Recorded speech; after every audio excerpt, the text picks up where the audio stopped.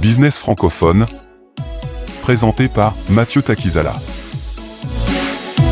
Bienvenue dans la chaîne francophone de la République démocratique du Congo et de l'espace francophone InfoSag, avec l'émission qui parle des business, de l'affaire, de développement business francophone, parce que vous savez, l'espace francophone, beaucoup d'États, beaucoup de peuples, ça part dans tous les continents, vous partez même en Asie, vous partez en Europe, le Caraïbe et l'Afrique, beaucoup de francophones. Ce plateau de business francophone aujourd'hui, nous allons essayer un peu le sujet et le focus sur le business francophone face au business anglo-saxon, parce que dans le continent, qui est l'exemple, nous voyons que beaucoup de secteurs dans le XXIe siècle, quel est le secret des anglo-saxons que les francophones n'arrivent pas à affronter?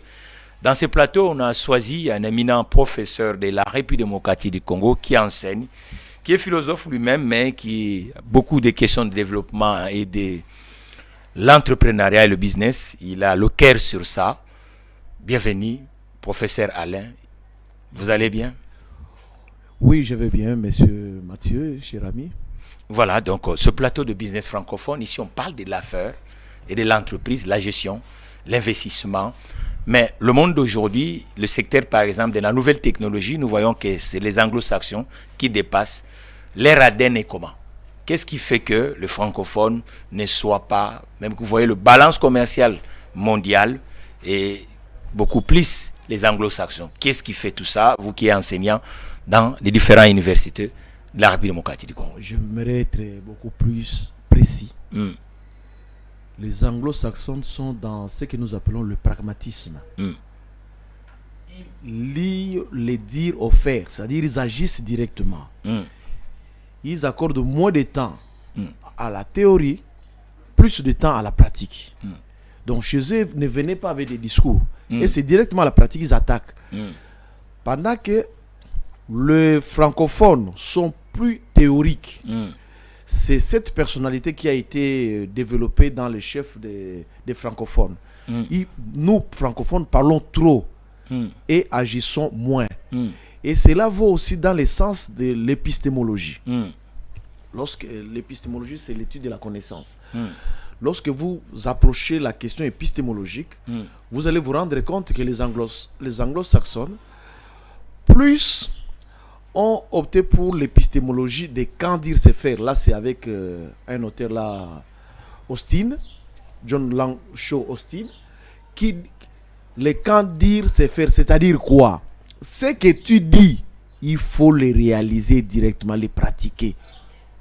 Or, chez nous, les francophones, il y a une tension entre les dire et les faire. Un anglophone, lorsqu'il dit, il agit.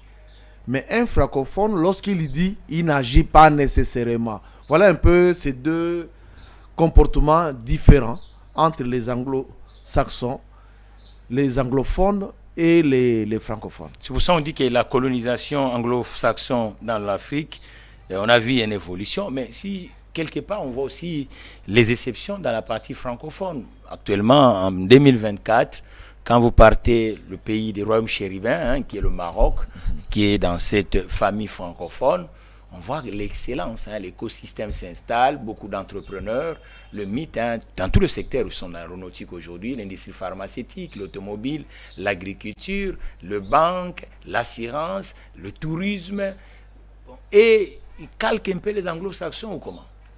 Vous, avant de répondre à cette question, j'aimerais vous signifier que vous connaissez les miracles chinois. Oui. Qu'est-ce que les Chinois ont fait? Les Chinois, avec Mao Tse-tung, il a fermé toutes les frontières pour que les Chinois travaillent à l'intérieur. Les Chinois ont commencé par subir ce que nous appelons la métanoïa, donc la transformation intérieure. Mao Tse-tung a fabriqué la personnalité chinoise. Et après un certain temps, il a envoyé les Chinois aux États-Unis, partout ailleurs, même en Europe, pour qu'ils apprennent leur technologie. Et ils ont ramené ça en Chine. C'est presque les mêmes cas avec les Marocains. C'est-à-dire les Marocains sont allés apprendre. Et ils ont ramené ce qu'ils ont appris ailleurs, la philosophie des autres chez eux, pour la pratiquer. Mais chez nous, c'est ça qui a fait que le royaume chérubin aujourd'hui est en train de connaître une croissance en termes de l'entrepreneuriat et une amélioration. Pourquoi? Parce que, par exemple, chez nous, nous sommes très contents de voyager, mais nous ne ramenons pas ce que nous avons appris ailleurs. Donc ça reste là-bas et nous sommes théoriques. Oh. C'est ça notre faiblesse, par exemple, chez nous au Congo. Il y a beaucoup de Congolais qui ont étudié, qui ont vécu en Europe, qui ont vécu aux États-Unis, mais ils ne savent pas dupliquer.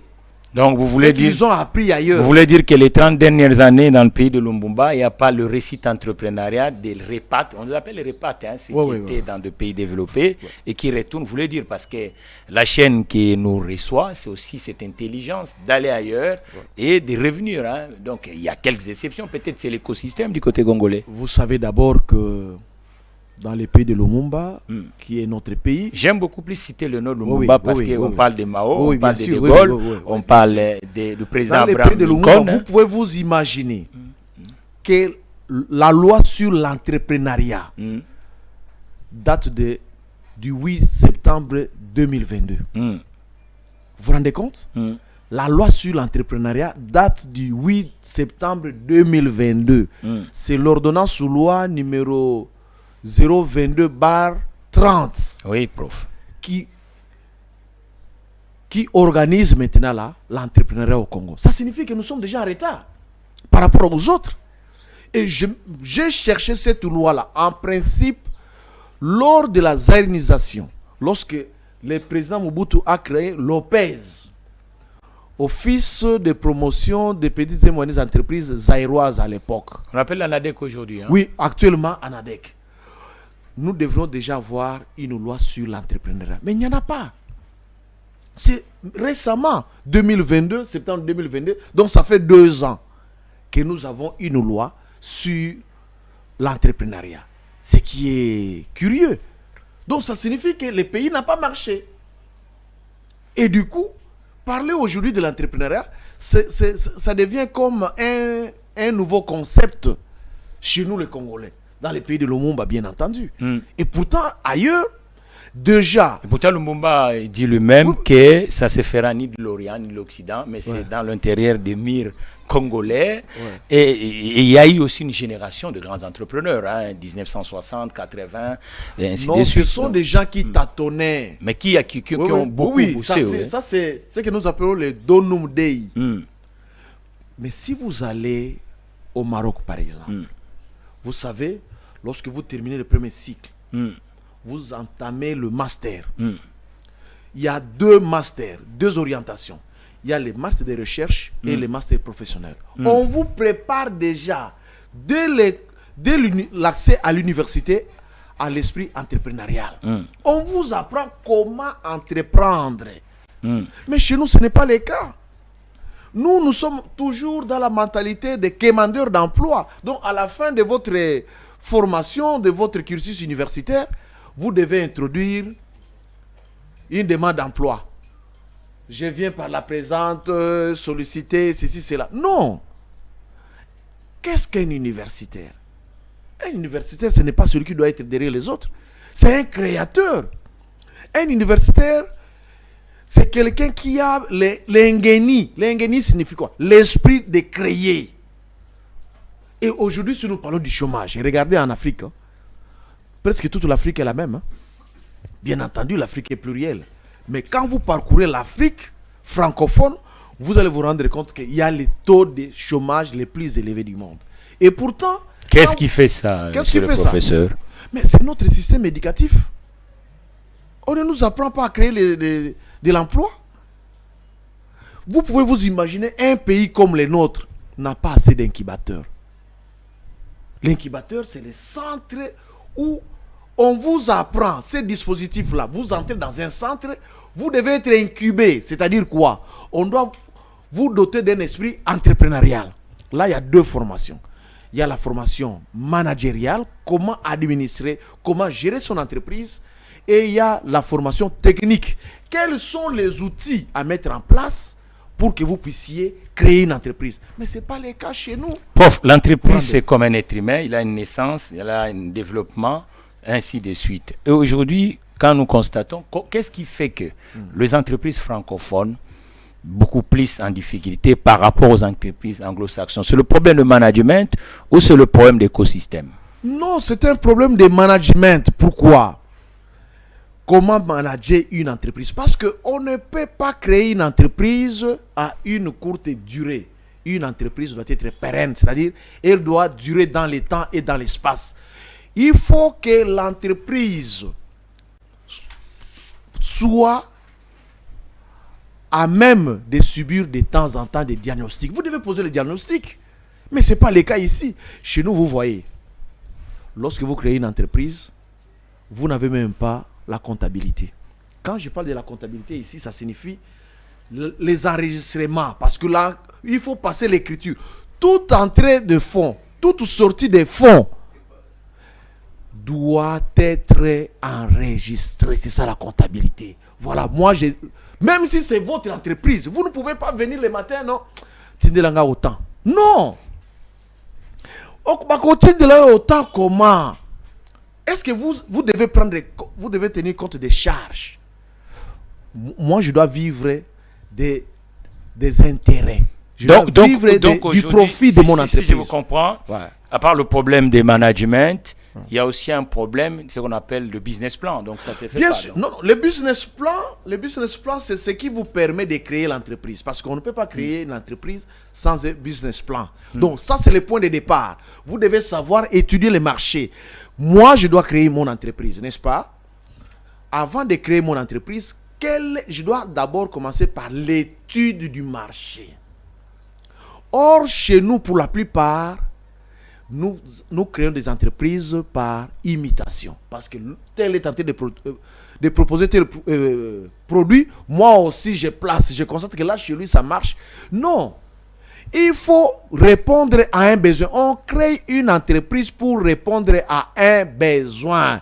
Quel est le besoin qui n'est pas satisfait, qui n'est pas présent?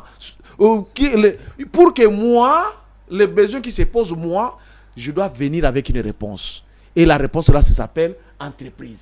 Et vous verrez, lorsque vous répondez à un besoin réel, vous avez procédé par l'étude du marché, vous avez dans le business plan, vous devez avoir des outils. Quel montant dois-je débloquer pour créer cette entreprise? Donc tout ça, c'est dans le business plan. Comment où dois-je localiser mon entreprise? Parce que moi, je peux avoir une entreprise, mais il faut ce que nous appelons les 4P marketing. La place, les prix. Donc d'abord la place. Où est-ce que je dois implanter mon entreprise? Je ne peux pas implanter l'entreprise n'importe où. La logique des 4P. Bien sûr, ça c'est, je suis dans le marketing traditionnel. Parce qu'aujourd'hui nous sommes déjà au-delà des 10P. Mais commençons d'abord par les 4P de marketing. Donc le 4P ne se fait pas non, pour la plupart chez nous. Non, pour la plupart. Moi, je ne vais pas parler de tout l'espace francophone.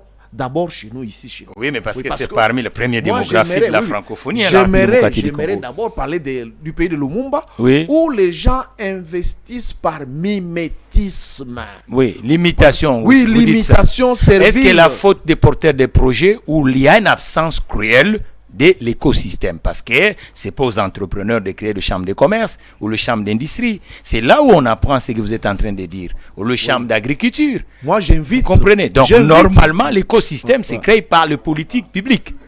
Vous comprenez? C'est pareil avec l'écosystème. Normalement, ce sont des politiques publiques qui vont créer.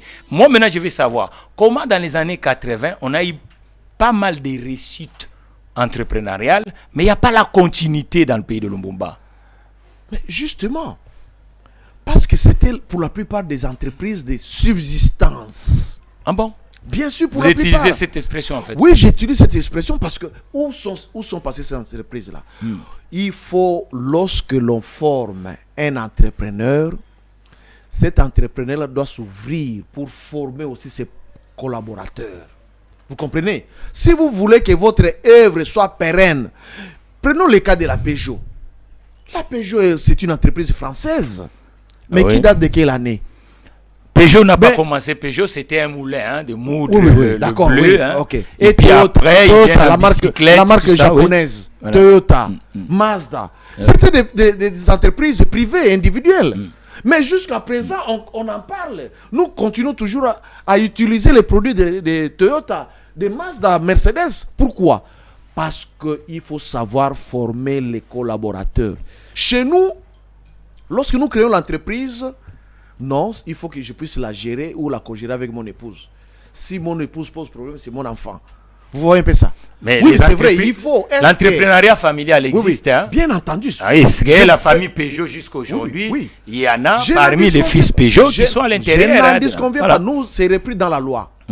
Parce que ici, il y a deux sortes d'entrepreneuriat, économique et social. C'est défini dans l'ordonnance loi numéro 00022/30 du 8 septembre 2022. Il y a deux catégories d'entrepreneuriat. L'entrepreneuriat économique où vous visez les lucres. C'est là, vous devez travailler pour un profit, en vue d'un profit bien déterminé.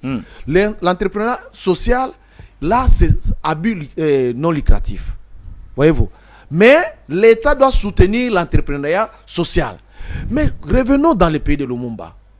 Nous avons l'écosystème entrepreneurial. Ouais. Nous avons, il y a le programme national de développement de l'entrepreneuriat congolais, en sigle PRONADEC, qui a fait en sorte que nous puissions avoir l'ANADEC, l'Agence nationale de développement de l'entrepreneuriat congolais. Nous avons les FOGEC, les fonds de garantie de l'entrepreneuriat congolais. Nous avons l'ARESP, l'autorité de régulation dans les secteurs de la sous-traitance, oui. l'ARESP, la sous-traitance, bien entendu. L'honorable Miguel. Hein, bien entendu, oui, c'est lui. Mais regardez, comment nous avons aussi la PROSEM. Oui, il y a aussi la NAPI qui est dans ce système. En fait, moi je vois d'abord les PRONADEC qui a engendré ces différentes entreprises, ces établissements publics. Ces agences de développement qui encadrent l'écosystème entrepreneurial. Les FOGEC a pour rôle de financer les projets, donc des projets qui sont bancables. Alors, pour que votre projet soit bancable, il faut passer par l'ANADEC. Vous voyez, l'ANADEC comme incubateur. Vous voyez, on ne devient pas, vous vous réveillez le matin, vous devenez sorcier. Non. Voyez-vous, on ne devient pas vous réveiller le matin, vous devenez sorcier. Non. Il faut qu'il y ait quelqu'un qui puisse vous initier à la sorcellerie. Oui. Si vous voulez devenir entrepreneur, allez par l'incubateur qui est l'Agence nationale de développement de l'entrepreneuriat congolais, en sigle ANADEC. Professeur, pour créer une entreprise aujourd'hui du point de vue administratif, vous êtes d'accord avec moi qu'il y a un guichet unique? Bien entendu, il y a les guichets uniques basés sur l'avenue de la science. On peut l'appeler autrement greffe administrative. Bien sûr. Logiquement, quand quelqu'un vient immatriculer, c'est à partir aussi des guichets uniques d'aider ces porteurs de projets de rentrer dans cet écosystème. Logiquement, les agences financées par l'agent de trésor public doivent permettre, est-ce qu'aujourd'hui, la part des responsabilités, vous le voyez uniquement du côté des porteurs de projets, où l'écosystème, le politique public, mettent à la disposition de l'entreprise, n'arrive pas vraiment à mouler tout le monde. Je crois, quand vous allez aujourd'hui dans le greffe, mon première entreprise, c'était en 1999, où je deviens comme chef d'entreprise. Avant d'aller dans le greffe administratif en France, il fallait passer dans des chambres, qui est la chambre de commerce et la chambre de métier. Vous prenez des formations, ainsi de suite, on vous forme pour permettre, qui ce soit le cursus, et puis avec cet accompagnement de professionnels qui sont autour de l'entreprise, ça va vous pousser maintenant de savoir quelle est l'importance de l'avocat, quelle est l'importance du comptable, comment on travaille avec un banquier, comment on travaille avec des fournisseurs. Je crois que maintenant, cet écosystème, il ne faut pas que ça reste uniquement de page blanche. Il faut qu'on voit le statistique réel dans cette chaîne des entrepreneurs et des investisseurs. Nous demandons à l'ANADEC, à FOGEC, de communiquer. Parce que le porteur de projet doit être accompagné. Et il y a aussi ce que vous êtes en train de manquer dans le pays de Lumumba, c'est ce que nous appelons le pépinière d'entreprise. Vous savez que le mètre carré, le logement professionnel est exorbitant en République démocratique du Congo. Moi, je demande toujours pourquoi autour du stade des Martyrs, ce n'est pas tous les jours qu'on joue au ballon, non? Pourquoi tous ces locaux qui sont là, on ne déduit pas ce qu'on va appeler pépinière des stades de martyrs où le porteur de projet peut avoir ses loyers à des coûts raisonnables. Même le tour là des RTNC, qu'on voit toujours là. À l'intérieur, oui, on peut accompagner les porteurs de projets. Il faut accompagner, et puis les anciens entrepreneurs. Laissez-moi vous surprendre, mais Oui. l'ANADEC organise un espace coworking. Oui. Mais qui n'est pas vraiment connu pour tout le monde. Hein. Mais il faut venir. Il faut aller à l'ANADEC pour apprendre. L'ANADEC doit communiquer aussi. Vous voyez, il faut aller à l'ANADEC. Le chef de l'État, son Excellence Félix-Antoine Tshisekedi, lors de sa campagne de 2023 ici, il a martelé sur l'ANADEC. Il a dit on doit créer des millionnaires congolais. Pour créer des millionnaires congolais, il faut que l'on passe par l'ANADEC. Il parlait de l'ANADEC. Aujourd'hui, l'ANADEC a toute une maison d'entrepreneuriat et innovation qui se retrouve ici sur la première rue. Qui est uniquement à Kinshasa. Bien sûr, à sur Kinshasa, les 26 provinces, oui, que l'ANADEC est on présent. a commencé. Il faut qu'il y ait d'abord un début parce que Oui. il faut qu'il y ait un début. Mm. La maison de l'entrepreneuriat est là. Oui. Il faut y aller pour être formé. Mm. Pourquoi? Parce que la formation là-bas ne nécessite pas de moyens. On ne donne rien. Mm. Parce que l'ANADEC égale État. Mm. L'État veut créer réellement Mm. des millionnaires congolais. Allez suivre des formations là-bas pour que demain, vous soyez compétent pour créer une entreprise. Mm. Vous devez passer par l'initiation. Mm. L'ANADEC, dans l'incubateur, va vous aider à vous inoculer, vous administrer l'esprit entrepreneurial. Donc, ce que nous appelons les kindoki. Les formateurs sont Les- des chefs bien d'entreprise en exercice parce Non, non, que là, vous êtes, les chambres non, consulaires. Là, vous pour êtes que dans ça- les mentorats. Oui, oui, Là, mais vous êtes dans les oui, mentorats. oui. Là, vous êtes dans les Mais mentorats. il faut. Non, non, non. Ici, Il faut que ça sentir par- les mentorats viennent pour booster les jeunes entrepreneurs. Ouais. Partant de leurs expériences. Ouais. Voilà que moi, dans mon domaine, voilà ce que moi j'ai fait. Mm. Voilà si j'avais commencé par d'un point X, Mm. je suis arrivé à tel point. Et vous aussi, si vous m'imitez, voilà. Mm. Quand vous allez, il y a des formateurs Mm. qui sont là à l'ANADEC, Mm. qui vous forment à l'entrepreneuriat. Et d'ailleurs, le DG de l'ANADEC, c'est le professeur Godefroy Kizawa. Oui, nous l'invitons. Il doit communiquer beaucoup, Ouais, ouais. le DG En de fait, l'ANADEC. Hein, parce le que DG faut de pas- l'ANADEC, qui est un professeur, qui Ouais. a une grande expérience en la matière, est mieux placé Ouais. pour former, booster l'entrepreneuriat. Voilà pourquoi, ce n'est pas pour rien que le chef de l'État lui a fait confiance en le plaçant à la tête de cette entreprise, à l'effet de booster l'entrepreneuriat en RDC. Quels sont les vrais problèmes des entrepreneurs aujourd'hui en République démocratique du Congo? Les vrais problèmes sont connus. Mm. D'abord, le problème des financements. Ouais. Mais je me suis dit, beaucoup parlent de problème de financement, mais il y a un problème sérieux, la formation. Les candidats potentiels à l'entrepreneuriat congolais ne sont pas formés. Mm. Donc, quand on se réveille le matin, parce que on se réveille le matin, on commence à vendre.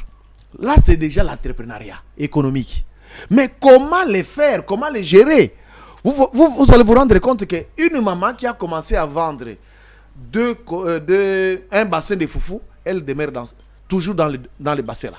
Elle n'avance pas, elle ne évolue 20 pas. ans après, 20 ans, oui, toujours dans le même coin. dans les mêmes En coins, 2012, j'arrive à même Kinshasa, dans les mêmes le conditions, professeur. oui, dans les mêmes conditions. En 2012, Or, j'arrive à Kinshasa en 2012. Oui, oui. Un instant. Oui. Or, en vendant les bassins de foufou, mais la maman peut devenir même dépositaire. C'est les former. C'est-à-dire quoi? Elle a commencé à vendre un bassin de foufou. Il faut que... Comment elle vit de ces bassins-là, de la vente de ces foufous, mais elle doit savoir qu'en partant d'un bassin, elle peut avoir deuxième, troisième, quatrième, sac 2, 3, 4. Lorsqu'elle est formée, malheureusement, elles ne sont pas formées. Elle se contente simplement de son unique bassin. Et moindre faux pas, elle fait faillite. Elle ferme une boutique et il n'y a plus rien. Elle, elle rentre dans sa situation d'antan. Maintenant, or, les entrepreneurs disent, ouais. les entrepreneurs et entrepreneuses, parce qu'il y en a beaucoup en République démocratique du Congo, disent que d'abord, le vrai talon d'Achille des entrepreneurs, c'est la concurrence déloyale. Le marché, oui, il faut les écouter parce qu'ils sont aussi sur le terrain. L'expérience terrain compte. Le marché et la concurrence est déloyale. Beaucoup d'entreprises sont dans une situation de monopole. L'État n'est pas... Parce qu'une entreprise, le premier revenu de l'entreprise, c'est le revenu d'une autre entreprise. Or qu'aujourd'hui, en République démocratique du Congo, beaucoup d'entreprises n'est aucun... Il n'y a pas de projet. Parce que l'entreprise, on ne le crée pas pour voir. Il faut que l'entreprise commerce avec les autres. Mais qu'est-ce qui se passe? D'un côté, tout ce que les entreprises peuvent faire, surtout les petites et moyennes entreprises, parce qu'en petite et moyenne entreprise, on regarde les 3 premières années. C'est là où les nombres de décès sont énormes. Alors, les 3 premières années... Aller jusqu'à 5 ans. 5 ans, oui, mais on peut aller 36 mois, il n'y a pas de problème. Ou 72 mois. Ou 72 mois, ça dépend des états, la maturation des projets. Alors, 72 mois, nous voyons qu'en 72 mois, les entreprises n'arrivent même pas à avoir un contrat de 20 000 $. Ils fonctionnent en free tandy. Vous savez ce qu'on appelle free tandy? Ils attendent le débrouillardisme.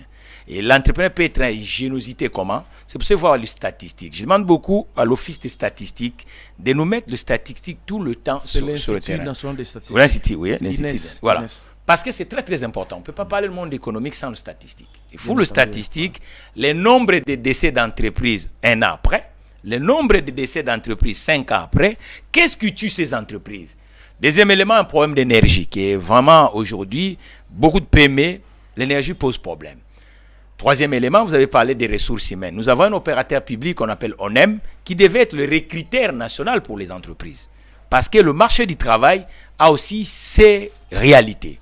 Mais aujourd'hui, cet office, vous êtes professeur d'université, je crois que de ce côté, il faut que cet office accompagne l'entreprise. C'est là où les entrepreneurs, parce que les entrepreneurs au République démocratique du Congo sont à la fois assistants sociaux, à la fois formateurs, à la fois managers, à la fois... Or, ces institutions doivent accompagner l'entrepreneur. Un autre bémol de l'entrepreneur, c'est le problématique de financement. On travaille avec l'argent collectif. On prend les idées, on prend l'argent collectif. Vous savez vous-même qu'aujourd'hui, 3/4 des entrepreneurs... J'ai toujours dit, moi je suis un entrepreneur, je crois à l'entreprise. Facebook, s'il était congolais, il ne devait pas devenir Facebook. Pourquoi? Zuckerberg n'avait pas une maison. Il y a 2 jours, j'ai reçu une banque, la première des banques congolaises, ici dans mes murs, discuter pour un projet. Je trouve ça que ce n'est pas normal que l'entreprise que je préside, que la batterie, vous savez, depuis qu'on est né dans ce pays, il n'y a pas un importateur congolais de la batterie. Et la batterie est parmi des pièces qui se vendent et puis le Mokati du Congo. Il n'y a jamais vu une marque commerciale. Et pourtant, les usinages existent. Les huiles, moteurs, les Congolais, vous savez, on est parents pauvres là-dedans. Mais là, on est un entrepreneur comme moi qui est en face, qui dit, bon voilà, au banquier, faisons la route ensemble. Moi, j'ai 4 marques de huile, on va amener un peu au Mokati du Congo, on va le mettre en première position, batterie et pneumatique. Mais vous savez, la réponse de la banquier, il faut que je montre le livret parcelleur. Vous comprenez? Donc, à un moment, l'écosystème, vous dites de garantie, fonds de garantie, il faut qu'aujourd'hui, ces organismes existent. J'ai dit au professeur de l'ANADEC de nous consulter aussi, nous les entrepreneurs. Parce qu'en tant que quelqu'un qui traite des thématiques économiques, il faut que ceux qui sont sur le terrain soient aussi compris et accompagnés. Et c'est là où vous allez voir beaucoup de projets, ceux qui sont sur le terrain peuvent accompagner les porteurs des projets, mais c'est le professeur. Voilà. Moi, je crois que c'est une question d'information, de manque d'information. L'État congolais, certes, n'a pas encore créé une banque de crédit, que ce soit le crédit agricole, mais du point de vue de booster une entreprise, il y a déjà des instruments qui sont là, notamment les FOGEC. Lorsque vous passez par l'ANADEC, parce que là, vous êtes déjà une entreprise existante. Il y a 2 entreprises parce qu'il y a aide au démarrage et aide à la croissance. Si vous avez besoin d'une aide au démarrage, vous allez à l'ANADEC qui vous conçoit un plan, un business plan, un plan d'affaires. Lorsque le plan est bien conçu, il y a même la Banque mondiale qui est en train de financer. L'organisme de la Banque mondiale, j'ai écrit même, j'ai discuté avec... Non, il faut passer par une qui passe sur l'entrepreneuriat. Il faut passer parce qu'on veut que ces institutions soient connues sur la grande public. C'est l'avantage de cette chaîne. Oui, passer par l'ANADEC. L'ANADEC va vous accompagner auprès du FOGEC. Les FOGEC, au fond, ne donnent pas l'argent. Lorsque votre dossier... C'est un fonds. C'est un fonds de garantie. Lorsque votre dossier est bien ficelé, le FOGEC vous présente auprès d'une banque. Oui, il joue le rôle de garant. En défaut de remboursement, la banque qui décaisse à votre profit, en défaut de remboursement, c'est le FOGEC qui garantit, qui rembourse à votre place. Mais la Vous vous rendez SONAS, compte? quel est le rôle maintenant de la SONAS? Parce que normalement, la SONAS, la SONAS chaque prêt, chaque prêt doit avoir une assurance. L'économie, ça, c'est votre organisation. Vous pouvez assurer votre entreprise en cas de faillite, en cas d'un incendie. La SONAS ou que sais-je encore, quelle autre maison d'assurance peut vous soutenir. Mais en ce qui concerne l'aide au démarrage, là, c'est le FOGE qui doit vous aider à accéder à un financement. Aujourd'hui, par exemple, le plus grand problème des entrepreneurs congolais, c'est l'accès au financement. Ce n'est pas la concurrence. Lorsque vous analysez le marché congolais, l'informel qui a 90%, oui, et bien vous sûr, dites que c'est pas la concurrence. Le marché congolais n'est pas saturé. Mais il y a un informel. Vous ignorez l'informel. Il y a plus de 100 millions d'habitants. Vous vous rendez compte au Congo? Prof, vous ignorez l'informel. Non. Parce que la consommation... Moi, je n'ai pas ignoré l'informel. La consommation de l'informel, empêche les petites et moyennes entreprises d'agir dans ces territoires. Pas ignoré. Ils sont dans tous les secteurs. La fois dernière, j'ai dit ici que l'économie congolaise est souterraine, c'est-à-dire marquée par l'informalité. C'est l'informel qui bat les records. Parce que notre travail... Vous savez vous savez, vous venez de parler, excusez-moi, vous venez de parler du Maroc. Vous savez qu'est-ce que le Maroc a fait pour permettre au PMD d'avancer? Ça veut dire qu'ils ont fait loi pendant 6 mois de demander à l'informel de rejoindre la formalité. Parce que l'informel, aujourd'hui, vous partez dans la mécanique, vous partez dans la couture, vous partez dans la construction. C'est là où on doit avoir des petites et moyennes entreprises. Vous partez dans la pêche, vous partez dans le transport, vous partez dans tout. Aujourd'hui, le roi, c'est l'informel. Et même l'éducation du consommateur congolais est tentée vers l'informel. Et si nous voulons quand même avoir, c'est pas question de l'entrepreneur lui-même, c'est aussi le problème de l'écosystème étatique. Il faut que l'État mette des moyens. Moi, j'ai jamais vu dans un pays... S'il y a 90 entretiens qui se font, excusez-moi l'axis, qui se fait entre le Mokati du Congo aujourd'hui, les 89 sont du côté de l'ARI, mon frère. C'est-à-dire les entreprises cherchent le marché. Mais il faut faire de sorte que les entreprises puissent avoir le marché. Plus les entreprises ont le marché, vous verrez que ces entrepreneurs congolais vont accroître. Aujourd'hui, l'informel, nous pouvons plus cohabiter avec l'informel à l'auteur de 85%. C'est exorbitant. Il faut que les mesures incitatives pour amener l'informel vers la formalité. Vous savez, le drame du Congolais, c'est d'éviter de payer les impôts, d'éviter de payer les taxes. Nous n'avons plus cette culture. Les gens préfèrent œuvrer dans l'informel pour éviter les taxes, l'impôt. Et pourtant, l'État ne vit que des taxes et des impôts. Ça, c'est un. Professeur. Moi, je suis en train de demander à l'État congolais de mettre en place des mesures incitatives. C'est-à-dire quoi? Pour partir de l'informel vers le formel, qu'on puisse alléger. Je sais que pour créer l'entreprise, aujourd'hui, c'est $30 au niveau du guichet unique de création d'entreprise. De la formalité. Or, lorsque vous allez au Bénin, qui est dans l'espace francophone, c'est gratuit. Vous sentez la différence? Ce que vous dites. Vous voyez un peu ça? Ce que vous dites. Donc, ailleurs, c'est gratuit. C'est une façon d'encourager. Est-ce qu'un jeune qui est à Boutembo aujourd'hui peut créer une entreprise en ligne en République démocratique du Congo avec guichet unique? Bien sûr. Le portail est praticable. Oui, bien sûr. Les documents arrivent dans la poste. Dans 48 heures aujourd'hui, vous pouvez avoir tous les documents. Et maintenant, les documents vont venir quoi? La poste est là-bas. Ça fonctionne encore aujourd'hui? Non, aujourd'hui, écoutez. Nous avons avec les Zentic aujourd'hui, les téléphones. Mais vous pouvez avoir tout en un clin d'œil. Maintenant, prof, ce que vous venez de dire pour incitative, la France avait fait ce qu'on appelle le statut de l'auto-entreprise. On sentait le secteur comme le bâtiment et que l'informel gagnait du pion. Qu'est-ce que la France avait fait? On permet aux entrepreneurs de créer des entreprises avec le statut auto-entrepreneur, mais vous allez commencer à cotiser lorsque vous déclarez déjà le chiffre d'affaires, lorsque vous avez le travail. Bien sûr. Je crois qu'aujourd'hui, et c'est parmi des éléments qui fait aussi que l'entreprise recule dans la zone francophone. Voilà, je voulais ajouter une chose. Je voulais dire ceci, que chez nous, il est nécessaire que l'État comprenne que pour résorber le chômage, c'est le travail des petites et moyennes entreprises. Nous vous remercions. Moi, quand j'ai créé mon entreprise, je ne serai pas seul, je vais employer 2, 3, 4, 5 personnes. Les grandes entreprises ne recrutent presque plus. La force de l'économie, c'est les petites et moyennes entreprises. Mais les petites entreprises, c'est l'informel à un peu de Or, nous devons travailler dans le sens de formaliser les petites et moyennes entreprises pour élargir l'assiette fiscale de l'État. Mais il faut jeter aussi coup d'œil dans de grandes entreprises de portefeuille parce que c'est eux qui devaient être commandeurs des petites entreprises. Mais malheureusement, il faut auditer ces grandes entreprises qui est fournisseur. Est-ce que ce sont des petites entreprises? C'est ça aussi le bémol. C'est pour ça que vous voyez que les grandes entreprises ne cohabitent pas avec l'écosystème. C'est ça aussi. Il faut que les grandes entreprises permettent aux petites entreprises d'avoir du travail. Le GCAMIN, les régies des eaux, la SNEL et les petites entreprises à leur tour deviendra aussi leurs clients parce qu'ils ont besoin d'électricité. C'est ça l'économie. Et aujourd'hui, dans le pays démocratique du Congo, nous devons vraiment, je demande à Jean-Lucien Boussa, il y a une loi, non, à Jean-Lucien Boussa, qui est le ministre du Commerce, du portefeuille, de regarder le portefeuille des fournisseurs des grandes entreprises en pays démocratique du Congo. Quels sont le PME? Parce qu'ici, maintenant, c'est quoi? Un directeur, il va, on crée le pseudonyme. Vous savez le pseudonyme?